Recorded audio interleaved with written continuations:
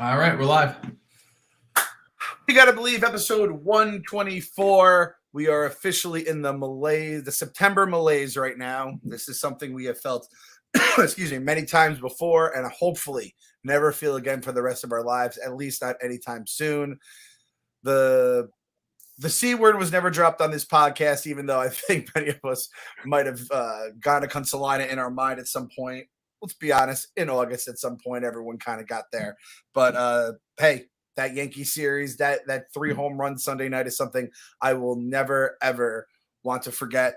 And it was the Cardinals. The Cardinals were the ones that basically threw the final dagger into us. And then the Mets consoled on us this year. That's what I like to say. They consoled on us. We laid the season to rest at a what was it called?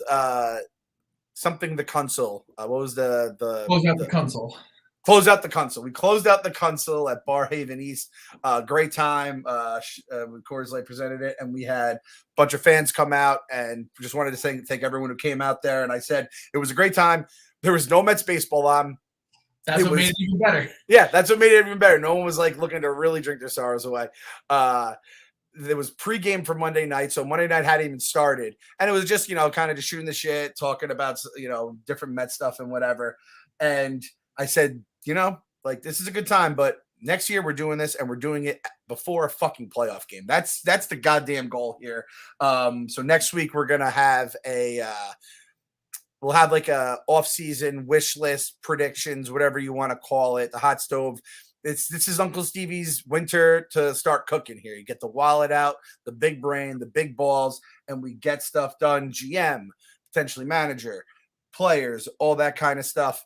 That'll be coming next week. This week is just me and Kyle. We're just going to do a quick hitter here because let's be honest, I don't think anyone gives a fuck about the Mets right now. I don't think the football teams aren't even taking our mind off the Mets. I don't think people even care about sports. People are looking towards the Knicks right now. I'm getting more things about like, oh, thank God it's almost Knicks season. That's how you know we're really living in the upside down right now. I just broke out the sweatshirt today. It's officially fall, and I'm like, I was expecting fall baseball. I was expecting to at least make a push. I called the console. I actually officially did it when they were playing the Cardinals, which if you look at the trajectory of those two teams, that is completely how the Mets season went. Mm-hmm. You got a team that wins 17 in a row, and then you got the other team that rolls over and lets everybody pet their belly. So it wasn't in the cards this season. It is what it is. You look at all the other teams that are playing, and like we're not even in like the stratosphere of the NL West is just a juggernaut for everybody in the entire league. They're going to be a problem. And when you look at that and it's like, would it have been nice to make the playoffs this season? Sure. Like it's just something, a feather to put in your cap if you're Uncle Stevie under the first year and all that kind of stuff. But they weren't going anywhere. That's for damn sure. Yep, exactly. No, 100%. And the fact that like, and this kind of goes back to the franchises and the history of stuff like that. Like the Braves lose their ace, who was supposed to come back, gets hurt again, right? They lose their best player, who's one of the best players in all baseball, pick themselves up by their bootstraps, go out. We talked with Meek Phil, acquire the Adam Duvals of the world, make the moves at the deadline, and go out and just they're going to win the division. It's an elimination game of one as we're recording this on Thursday afternoon. So we'll see where we go from there. But the Mets season is cooked, and it's how do we get here? How did we get here? That is a story for another time. We'll talk about that. This was, I know that Tacoma tweeted this out. I think a bunch of other people had it. No team in Major League Baseball history spent as much time in first place, 103 days, as the Mets, and finished with a losing record. And obviously, we are mathematically guaranteed for that losing record. So it was just as weird and crazy and wild of a Mets season as you imagine. And to be honest, like all the others, like everyone's like, oh, you guys are always so dramatic about everything. It's like, no, every fucking year it's something different. And this year was the same kind of bullshit. You don't know how it's going to do it to you, but here we are. That's again, our new 7 and 17. Yes. Yep. 100. That's actually a good point. This one doesn't hurt as much because 7 and 17 was, that was just like, it was just over in a day and then you had to go watch the playoffs, but it's brutal. I think we kind of all made our peace with this team at some point. Blame the bullpen. Don't blame the bullpen. The Diaz had a couple blown saves here, or Taijuan Walker second half was awful. Jake got hurt. the cause of death of the 2021 New York Mets was the offense not coming through in the big spots, not coming through basically at all. Pete did what he could. Javi Baez, who, by the way, my new thing is I just ask every single person that I talked to at that bar meetup the other night at Barstool at the ballpark, or just, if we're ever talking Mets, what do you want to do with Baez? Just because I want to hear different people's perspectives. I'm telling you, it's a good 90% I want to sign him. And I think we'll get much more deep into that next week when we do our wish list for the offseason. But it's kind of crazy how everything has changed with Javi Baez. He was everything. And he's just like, yo, I say I want to sign him, and I know there is a better than good chance it's going to be a lot of like heartache, chaos, shit I couldn't even imagine happening. But there's also a chance he's just going to hit a shitload of dingers and be absolutely electric on the field, on defense, on the base pass, at the plate, off the field. A lot more to the table. He brings a lot more to the table than Yo did. Yes, I mean, Yo had the cannon and everything like that, but you knew his heels were fucked. Like, he had been injury prone before that anyway. Like, Javi's basically the same age as Lindor. We just signed Lindor to like 12 years. So I think Javi's a year older. They're both in the prime of their career. I mean, he does want to be here. It didn't sound like he was too optimistic on being able to do it. Same thing with Sandy. He gave a maybe, which, hey, back in the day, it would not even have been a maybe. It would have just been like a fuck no and laughing everybody off. So at least we got maybes going around. Yeah, we would have already we would have acquired another second baseman at some point as like the replacement, them kind of like they did with Stroman to replace Wheeler. Stroman's another thing. Stroman's another thing that's going to be interesting. But again, that's a lot of question marks. And kind of going off Javi too. And I just think it was just water finding its level after the first 2 months. Mm-hmm. But the Lindorks are having themselves a hell of a tough time right now because that boy is starting to really heat up. And everyone's like, oh, what does he have? 7 home runs in September or something like that? Yep. Everyone's like, oh, he's crushing in September. And I got to shout out Chuck Black because he tweeted me this stat. Lindor is obviously killing in September. I think he's like leads all shortstops in home runs and RBIs in September. He's like I think he might be like a 900 plus OPS at this point for September. And everyone's saying, oh, he's just doing it when the Mets are out of the playoffs. Well, my guy Chuck Black says he has an 850 OPS since July 1st, which I think is in the 860s now. And he is one of the few players that played well in the back half. So any Mets fan who is still talking shit about him can go suck an egg. Because by the way, I was driving yesterday and I was actually yelling at the radio in my car because Evan Roberts, who he's a diehard Mets fan, and I won't slight him for anything around that, but he said that he would trade Lindor straight up for Stanton right now. If that isn't recency bias, I don't know what is, because that guy's in fucking bubble wrap for the Yankees every month. If he came to the Mets, I don't think we would ever see him again. He'd be the next Dead Lowry. Yeah, he said he doesn't think Lindor can play in New York and that kind of stuff, which you can't have that be his lasting mark after the first season. He had 2 bad months. That's the narrative in my mind. He didn't have a great bounce back after those 2 months, but he definitely improved, and defensively he was always there. I think he just had he struggled coming to a new city, a big city where the spotlight's on you. You just got paid life-changing money, and as much as he's going to say he didn't press, he 1,000% pressed. And the second Javi showed up, the two of them, Javi was a completely different player too, positively.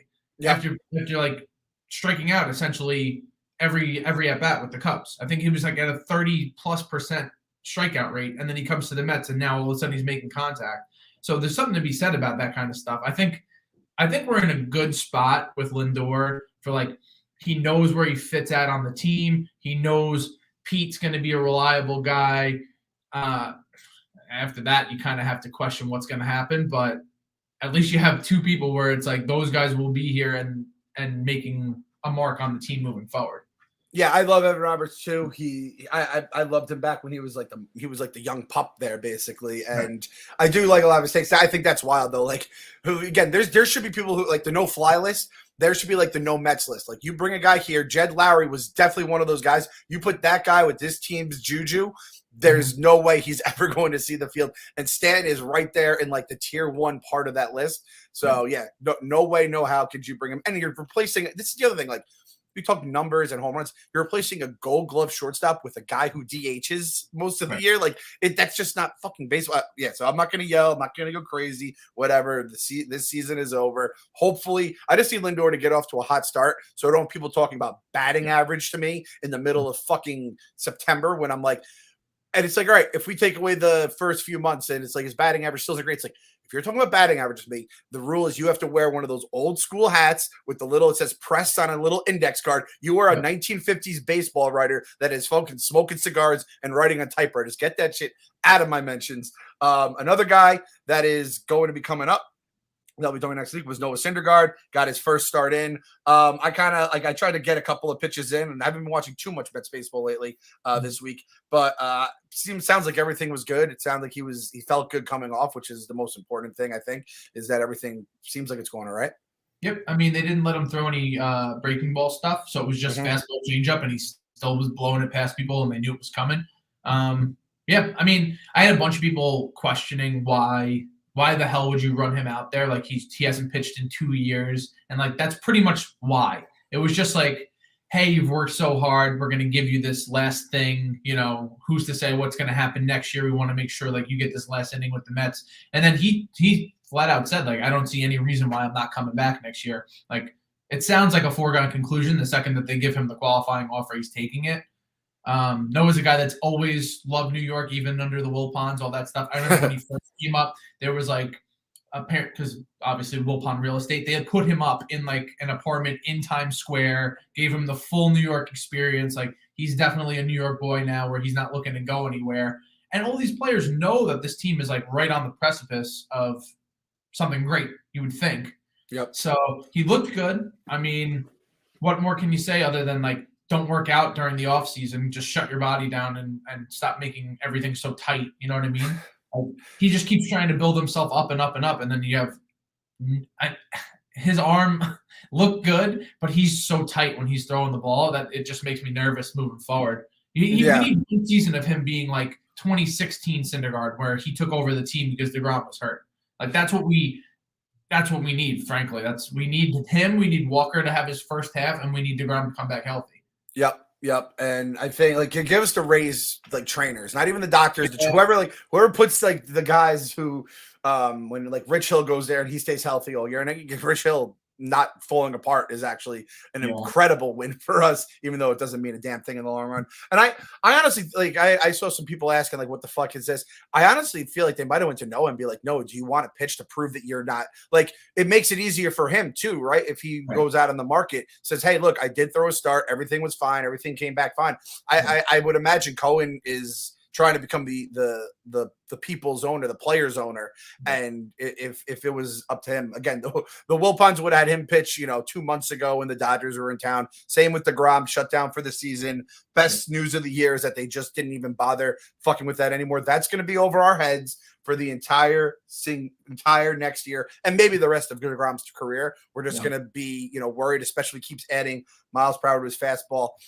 There's like, honestly, that is just straight up like you just have to just pray and hope everything's all right and not even think about it. Because there's no point. The MRIs keep coming back fucking good. The guy leads the league in MRIs. His MRI count is the only thing more impressive than his fucking ERA and his whip or whatever the fuck. Yeah. It's been unbelievable. So I think he's been a little too in tune with his body, where like the slightest little thing, which you have to think if they were going to be on a playoff push and all this shit, he probably would have been back like weeks ago. He'd have been like, yeah, I feel fine. Like the MRI's clean. Like, let's just do this. When the team's out of it, I'm sure he's thinking the same thing we're all thinking, which is why the hell, like, what am I rushing for to get back here? For nothing? To throw 2 innings? Like, Syndergaard's a different situation because just from a mental standpoint, he hasn't pitched in almost 2 years. He wants to get back on the mound and just, like, get the juices flowing again. Meanwhile, DeGrom's like, this is Little League for me. I can just dominate anyone whenever I come back. I'll see you guys next season. Like, let's wrap this up and call it a day. Yep, wrap it up, call it a day. Kind of a couple of things going back to the players. And so we had our Sandy Alderson, maybe potentially, God willing, our last Sandy Alderson press conference where he really says absolutely nothing during like a half hour with the media. Like you said, Javi, going to try to get Javi. We'll see. Rojas says he's going to make the decision on Rojas before they hire a new head of baseball operations and stuff like that, which, I mean, I feel like that means he's definitely cooked at that case. Like, you can't be like, oh yeah, we're going to hire a new head of baseball. We're going to hire a new GM. And here's your manager that has never gone above 500 in baseball in his career in the majors. If he didn't come out and say this now, I'd been a little bit more concerned because of that rumor that leaked in the media at the beginning of the month that he wanted to keep him on because there's too many moving parts and he wanted something stable for the players. But as soon as that story leaked, honestly, like whoever it was, like good on them because it's forcing everyone's hand to just do it. I'm expecting like a Monday massacre. I want him to come in. I want Quattlebaum got to be gone. Going to be gone. The only one who's safe in my mind is Hefner, and he has to be because he did a great job with the staff. Like, what more could you have asked from him in terms of putting a different pitcher out there almost every night and having somewhat reliability on them? I mean, Loop is incredible, and even with regression next season, like he's got a sub-1 ERA. Yeah, and like you said, the staff was good all year. There was a couple little bumps in the road, but I think all things considered, I don't know how this works. Like, I don't know if Hefner is the main cause of it or if there's a bullpen coach that is working magic. If you tell me Hefner is the reason that this season has been so, like, manageable watching the bullpen, put his fucking number up in the rafters. Put it up. I don't even care. It's like impossible. It's like Keith Hernandez can't even get his number up there. Put Hefner's number up in the rafters because this was like – that's the worst thing about this season. It's like forget about that. Like, they could have won the NL East without a ton of wins. Or that, like, there were some historic starts from Jake that we ended up missing out on. It's the fact that it was a bullpen, like, I want to say, like, anxiety-free bullpen season, but it was pretty it was about as good as it's going to get for us Mets fans, right? Yeah. Like, and the bullpen, like we said this every year on the podcast. Every year, you never know which way it's going to go. Could go with the same exact guys next year or relatively the same guys, since thank God some of the big contracts are coming off the books. It could have went another way. But it didn't. It ended up going good. And next year, I have no idea what's going to happen. If you literally brought back the same guys, even with, like, if you somehow make it where there's still their 20, 21 arms and they don't have that extra wear and tear, it still could be a thing. I wish I remember who told me this. I forgot the guy's name. At Barstool Ballpark, I was like, Familia's coming off the books, which is great, I mean, skinny Familia, I'll bring him back, not at that price, right? But, and then there was another one, and then he's like, yeah, and Betances. And I said, oh, my God. I forgot Betances would take, right? Kyle forgot about Betances. I can see your face. You look like I did when I saw that creep Jared Porter's text messages going on. He's definitely gone. I mean, it was a failed experiment, 100%. But it was, at the time, I was like, he's worth taking a flyer on because if he comes out and he's throwing 98 and he's the guy that the Yankees had, then great. And then he came out and he was throwing like 90, pushing it. And I was like, oh, fuck. Yep. I mean, that's what you get when you have like a subpar front office and they don't do their homework and they're just like, oh, I guess we'll just throw this guy a bone here and we're just going to throw this guy a bone here. Like that time is done. That he'll be the mark of the last class of free agents and trades and all that stuff that's coming in here. That's a concession. That's truly what I believe. And you can call me naive for thinking like just because it's Cohen and the money and it's just going to attract everybody. Like, everyone's seen the product on the field this season. They know we need help, and there's players who are looking at the clubhouse and how close the team was. That goes to show more than the wins and losses for a player who's looking to come somewhere where they think that it could be a turnaround. Like, straight up, Javi Baez is saying that he thinks the team's going to be great moving forward, and, like, we're right on the edge there. Players notice that. Players talk to each other. Like, I do think it's going to attract more people as time goes by and the off season when you start to see like adding the pieces piece by piece and who's coming back and that sort of thing. It's much easier to build a franchise after the first year of seeing how things are. This was like a tumultuous year for the front office and everything. But once it settles, you would think that people are going to want to come here.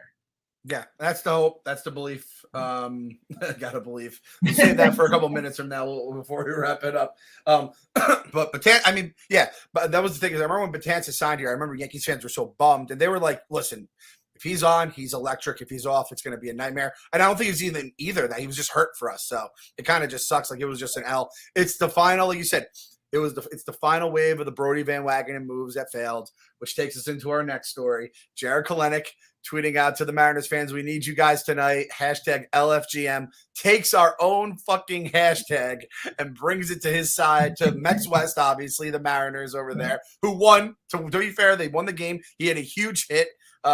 He's 22 fucking years old. And everyone's like, he's batting 170. He's in the 170s. It's like the fucking Lindor shit. It's like he had a rough start to his career, not even season with a new team, his career. He is 22 years old. He cannot legally rent a car for 3 more years on his own without getting like that crazy, like super duper fee they give you. He just was able to legally drink a year ago. He is fucking a major leaguer. And I think he's kind of like Lindor too. I think he's like 230 batting average in September. His OPS is much better. It's in the 8s, I believe. And he has like a bunch of, he has like 6 homers or something like that as well. And yeah, he's a fucking center fielder that should be our center fielder. And we should be plugging him in right now. And we have that bum ass Cano coming back next year. And I mean, Diaz, we've had our talks about Diaz. At least Narcos is in our life. Like, that's the only thing. They played at the Giants game the other day. It was absolutely electric. I couldn't believe that they brought that into the stadium, which was fantastic to hear. But I think some Mets fans got like all bent out of shape by it. I kind of liked it. It shows like he has a personality. Well, I would have loved Kalenic if he was here and he was fucking with someone else. If he had gotten traded from the Mariners and he kind of used their hashtag against them, we'd be riding for this guy right now. And I kind of like that he remembers where he came from. And again, I'll take my chances with the Mariners fucking up over the next 5 years or whatever his arbitration is. And then he hits the free agent market, and Uncle Stevie, who is a Mets fan and knows what it takes to be a Mets fan and knows what the public wants, we'll see what happens if there's a bidding war for Jared Kalenic. Because I'm telling you right now, if he is free agency and we have a need where Jared Kalenic can fill, he is coming to the New York Metropolitans. Yeah. You want the guy with the chip on his shoulder. You want the guy who's like, fuck you. Yeah. You drafted me first in the first round, and I'm supposed to be your guy. And then literally the following season, I get shipped off for a has-been and a budding closer who then shit the bed. Like, he was smiling ear to ear in the minors, riding the bus, eating shitty food, watching those two guys play like absolute dog shit. And then you have, I do think he's going to be a really good player, which is tough to say because, like you said, he's 22 years old. I mean, he's 22 years old, and he's a piece on that team that's driving them towards the wild card berth. Yeah. And that's like the worst part of it. Yeah. As our postseason dreams end, his are just beginning and really heating up. And he's playing a role in it. He's playing a huge role in it. And that's exactly like, it's just going to hurt. Like, when you out to the slow start, you're like, all right, maybe he kind of just fizzles out. He kind of, does his thing. But it looks like I'm not rooting against him at all. I'd rather not have to deal with it. At least it's on the West Coast. That's the one, like, positive of this is, and most Jared Kalenic home runs will be after my old ass falls asleep. Right. But it's just not going to be fun. It's a reminder. And then if Cano's back and he's, like when Cano tweets too, have you seen those tweets that he's been tweeting? And it's like he's nowhere near my radar. People retweet him and they're just like laughing at him. Like he tags the wrong guy who thinks he's Pete Alonso. It's not. Oh, I did see that. Yeah, I think he wrote instead of City Field, it was like City Stadium or something as his like location. And it's like this guy he probably has in his contract he has to tweet out a certain amount of times to promote the team, and he just completely fucking bungles it, probably because he doesn't give a fuck. He's just like taking gold plates and smashing them. He's like, I have nothing else to do with my life than just burn the money that I fucking stole from the Mariners, and now I'm stealing from the Mets. So nothing but bad stuff right now, Kyle. Nothing but bad stuff. But we have a future to look forward to. We have a wait. Last thing before we go, though, I need your thoughts on probably the final Conforto home run, and you missing tweeting out Mama Conforto for the last one. Yes. So I actually saw that last night after the game was over. I had fallen asleep, putting Sienna to sleep. I fell asleep, but I've told this story many times on the podcast. It's nothing new for anyone who's listened. I put her to bed, fell asleep, woke up, saw Conforto hits the home run, but the Mets lose 3-2. And I said, shit, I missed the Mama Conforto. You know what the saddest thing is? I didn't have one person being like, Clem, give it to me, right. And I think that kind of shows where we are as a franchise right now and kind of where Mike is as a player in the fan base's eyes. And I do think like there are people that want to bring Conforto back, and it's mostly just a qualifying offer. I don't think you can really do much more unless he's like, hey, Mike, you want to basically give up all the leverage you had from the first, 9/10 of your career for a really, really, really bad last season? Probably not, but I almost like just tweeted. I was gonna just tweet it out just to put it out one last time. Maybe if he signs somewhere else, maybe I just kind of like I tweet it out and then like I just farewell. This is for your fan base now. You take it over. Yeah. Oh man, basically like imagine it goes to like the Red Sox and I just like tweet at Carabas and I just put Mama C out there and then it's getting deleted. It goes away from the phone forever. I also don't want to just have to I don't want to have it in my arsenal. It needs to be washed away forever. That's going to be sad if and when that day comes. And it's I had people saying like, oh, everyone wants Castellanos, but like over the course of their careers, numbers are better and that type of thing. And it's like, yeah, but he's definitely not better right now. Castellanos is on the upswing, and it's obviously he plays in a bandbox over in the Reds and everything like that. But I remember when, like probably 2 years ago, I was nervous when his contract was coming up because he was playing well, and he's like a West Coast kid. Like I thought he was going to go to the Mariners, honestly. Like I think that was his favorite team growing up and like that sort of thing. I think he needs just like a revamp of his career. He's going to end up getting picked up by a shitty team that's rebuilding, I would imagine. But unless he's just like not going to be the guy wherever he's going, I think that's what he needs, because he was supposed to be the guy here, and then it's a knock against like what he's able to accomplish. But it's just like you can't put him up against like an Alonso who came up and immediately broke all these records. Like he was supposed to be that guy. We thought he was going to be head to head with Aaron Judge when he first came up, and then he's a good player. He had a bad season, and he's a good player, but he's just not that guy. Yeah, for some reason, I just can't get out of my head that he's going to be on like the Texas Rangers. Like that just, I don't even know who the fuck their right fielder. Their right fielder is Adolis Garcia, 242, 30 home runs. Yeah, they're probably not going to get rid of him. He's 28. He's 28. He's Cuban. He's nasty. Yeah. Oh, he's a cannon too. Yeah, Mike does not have. That's the other thing about Mike. Like his defense always drove me nuts. Like I don't know if I am old now. I'm an old dad yelling at the TV, but his throwing drove me nuts back before I was like a full blown, brain broken old idiot here. So it's going to be tough no matter what. You know what actually could happen? Kalenic center field, and then who's the right fielder for the Mariners? Because I feel like they're fucking Mets West. They take all their guys. Flexen. Who's the other asshole pitcher that's crushing for them out there? Not Oswalt, the other one. They're all Frank's fucking greatest hits. It's Flexen and Seawold. Seawold! So they got them. They got Kalenic. They got Dunn, who will probably morph into something great down the road because he's a baby too. And then they'll have like Conforto, and they'll be winning a World Series with all the pieces that we basically scrapped throughout the time. By the way, I don't think that they're going to want Conforto either. Yeah, that's true. That's true. I see George's comment here. Frank is going to a place he can't return from. He's Frank the Tank. We've lost Frank the Tank. Frank the Tank is gone, and even if they fire Rojas, I think he's just going to go to this pit.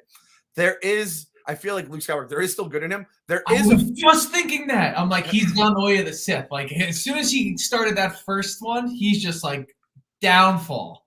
I unmuted him because I was like, it's the last week of the season. Who gives a shit? Like, I'll just unmute Frank because I don't like muting like people that I know that I like. I like Frank, and plus, like, you never know what kind of crazy. I mean, back in the day, you never knew what kind of crazy shit Frank would be tweeting. Like, the lights go out in his house and the turkey starts gobbling in the background. Absolutely electric. So I unmuted him, and then it just was a bunch of nonsense. And he's trusting Andy Martino, and that is like he's going to a point now. He's going to a point where I think a good chunk of the fan base has already rebuked him basically. And I've always tried to be like, I shut the fuck up, Frank, to the day I die. But I'm like, it's still like the Mets drive us all crazy. When you start giving that motherfucking clown Andy Martino shine, we have a problem. And so now me and Frank have a problem. He has to stop this bullshit. I'm sure when Rojas is gone and they sign someone. The other thing about Frank too is at some point I need to see what he wants done put on paper. You can't criticize shit unless you say what you wanted beforehand. And he's usually pretty good about that. He'll say his stuff. He also said the Mets are going to 92 games this year. So Frank doesn't know anything. Frank's never been right. That's just the bottom line of it all. Well, if we do get a new manager, right, he's not allowed to criticize until Memorial Day. Until Memorial Day, yep. Too, because the first series he's going to be like, I cannot believe that they voted. And of course he fucking blows it. I almost hope they like fuck up a double steal to lose the game, and then he can't, and he's just fucking, he has to like put tape over his mouth. Because one thing about Frank is he honors his bets, which is another thing we'll get to next episode. I have to bring something up about that. But yeah, Mike's gonna hurt, but at this point, it's like out with the old, in with the new. Mike, I think probably the main conversation of the next pod will be free agency, GM, potentially manager. Like we could dabble in the manager search, but I think like if Bean comes in, it seems like Melvin could come with him as well. But I do think a part of that is also which guys are going to stay here, and it's going to be Dom, it's going to be McNeil, it's going to be Conforto, maybe even Nimmo, even though. Again, I think he kind of turned a lot of doubters into believers this year when he was fucking healthy. So there's a lot of ways we can go this offseason, and that includes our JD Davis. I don't even think has a chance to stay. I think they might just throw him out. Like he wasn't even getting starts when we were still playing kind of like the bench. To re-sign VR, like he's a super utility player. I don't see why they wouldn't do that. He's only on a 1-year contract.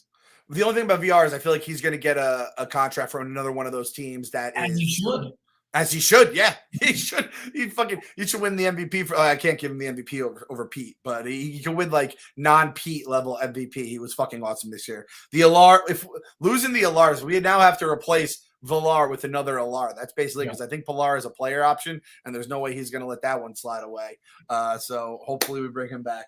But everyone, good luck wrapping up the season. Thankfully, this fucking going to the House of Horrors down in Atlanta. I guess it's not technically the House of Horrors since it's not Turner Field anymore. But if I couldn't have be back 3, 2, or 1 games with 3 to play going to the Braves, I want it to mean absolutely nothing, so I don't have to fucking live and die with every single pitch here. Enjoy, the Many Saints of Newark. I'll be going to see that tomorrow, hopefully. So everyone we get our gabagool back in us. We get some Sopranos. Maybe that's all we need to get kind of that early 90s, 2000s vibe back into us, and that's the Mets we got. We brought back the black jerseys, which, let's be honest, the black jerseys came back and the fucking season died with them. So there's potentially some bad juju with those as well. But we'll come back next week. Ked's going to join us. We'll probably have I'd say we'd have a regular size to even super sized podcast of a season wrap up, bury this bitch, go on to the off season. Lots of stuff to discuss. And always at the end, no matter what happens, you got to believe. Gotta believe.